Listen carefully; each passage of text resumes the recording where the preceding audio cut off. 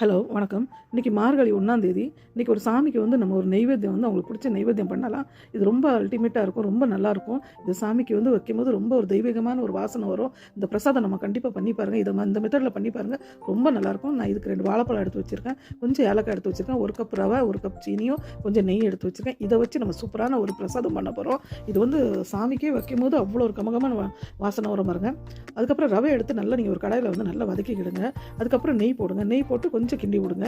இது ஒரு 10 நிமிஷம் அது வந்து கொஞ்சம் நீங்கள் வதக்குங்க. இது கொஞ்சம் ப்ரௌன் ஆகும். நீங்கள் வாழைப்பழத்தை போட்டு நீங்கள் அதை வந்து கொஞ்சம் மசிச்சு விட்ருங்க. மசிச்சு விட்டு அதை மிக்ஸ் பண்ணிடுங்க.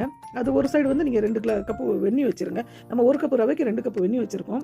அதை மாதிரி ஏலக்காய் வந்து என்றைக்குமே தோலோடு நீங்கள் சீனி போட்டு அதுக்கப்புறம் நீங்கள் வந்து திரிச்சு போடுங்க. ஏன் அப்படின்னா அந்த தோலில் தான் ஒரு டேஸ்ட் இருக்கும். சிலவங்க வந்து நிறைய பேர் தோலை தூர போட்டுருந்தாங்க.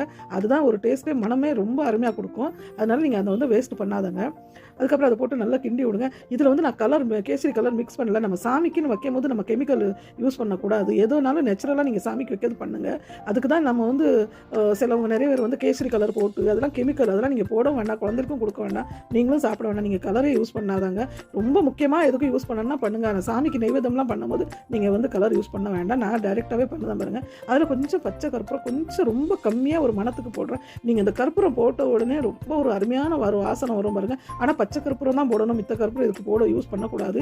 அது சும்மா ஒரு பேருக்கு தான் போடணும். ஏன் அப்படின்னா நம்ம சாமிக்கு வைக்கிறனால அந்த நெய்வேத்தியத்துக்கு இது போடுறதுனால ஒரு கோயிலில் வந்து பிரசாதம் கொடுத்த ஃபீல் இருக்கும். நான் அந்த பிரசாதம் வந்து கொல்லாப்பூருக்கு, மகாராஷ்டிராவில் கொல்லாப்பூர் ஃபேமஸ், அந்த கோயிலுக்கு போயிருக்கும்போது கொடுத்துருந்தாங்க.